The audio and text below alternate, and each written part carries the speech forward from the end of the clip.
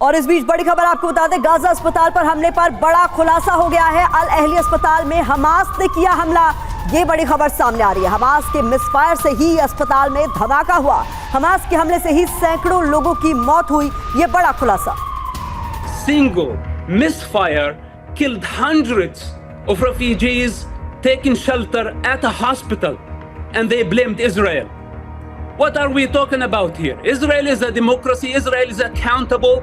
Israel is not thirsty for the Palestinian blood. The Palestinian children, the Palestinian society has been hijacked by these criminals, and anybody who takes their side is participating in their crime. इन खुलासों में अगला बड़ा खुलासा यह कि लोगों को चारे की तरह इस्तेमाल करता है हमास। हमास के संस्थापक के बेटे ने ये बड़े दावे किए हैं। फिलिस्तीनियों के लिए नहीं लड़ रहा हमास, ये बात साफ कर दी गई है। Message to Hamas: you risked the lives of defenseless civilians who entrusted you to govern them, not to use them as human shields. You lived in luxury while the refugees of Gaza starved. You valued your ideals more than you valued human life.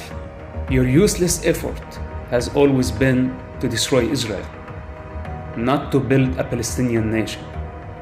Unfortunately, now Hamas left Israel and the free world as well with no choice but to fight them and put an end for their violence. Many civilians are dying, I understand this. Their blood is on the hands of Hamas.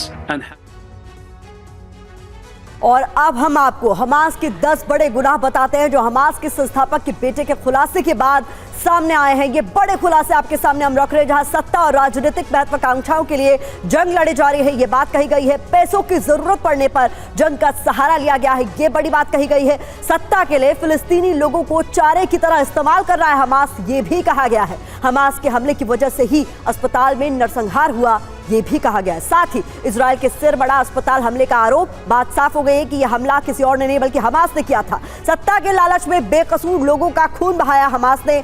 लोगों की जान से बढ़कर उसूलों की परवाह है Hamas को। बच्चों महिलाओं को ढाल बनाकर अपनी सुरक्षा करता है ये।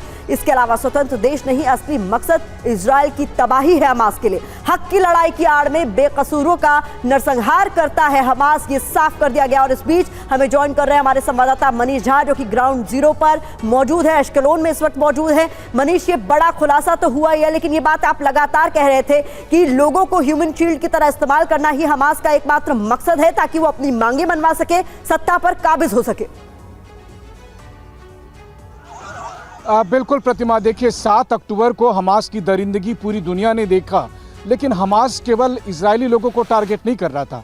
अपने मकसद को पाने के लिए किस तरह से वो फिलिस्तीनियों को, गाजन्स को इस्तेमाल कर रहा है, इसकी सबसे बड़ी बानगी यही थी कि लगातार लाखों लोग चाहते थे कि वो नॉर्थ गाजा से सुरक्षित होकर साउथ गाजा में शिफ्ट कर जाएं। हमास ने उसे नहीं जाने दिया। हमास के पास आज ईंधन है। जब लगातार ये कहा जाता है कि चाहे अल-सफा हॉस्पिटल हो या दूसरे और अस्पताल हो, वहाँ पर अभी ईंधन नहीं है, जिसकी वजह से इमरजेंसी सर्विसेज नहीं दी जा पा रही है, लेकिन हमास अपने ईंधन उन्हें नहीं दे रहा है, क्योंकि उन्हें लगता है कि इस ईंधन का इस्तेमाल वो सुरंगों में टनल साफ्ट वेंटिलेशन को बनाए रखने के लिए, सुरंगों में इलेक्ट्रिसिटी के लिए करता है। हमास लगातार, चाहे अगर हमास को अपने मकसद को पूरा करने के लिए सैकड़ों हजारों लोगों की बलि देनी पड़े गाजा में, उसके लिए हमास तैयार है। और यही सबसे बड़ी बात है कि उसने किस तरह से ह्यूमन शील्ड बनाकर अपनी दरिंदगी को कंटिन्यू रखा। और जैसे ही फिर इजराइल की जवाबी कार्रवाई होती है, तो उन्हीं लोगों की तस्वीरों को दुनिया भर में फैलाकर वो कहता है कि देखिए इजराइल कैसे अत्याचार कर रहा है। बहुत बड़ी बात आपने कही मनीष, मैं चाहूंगी आप हमारे साथ बने रहे।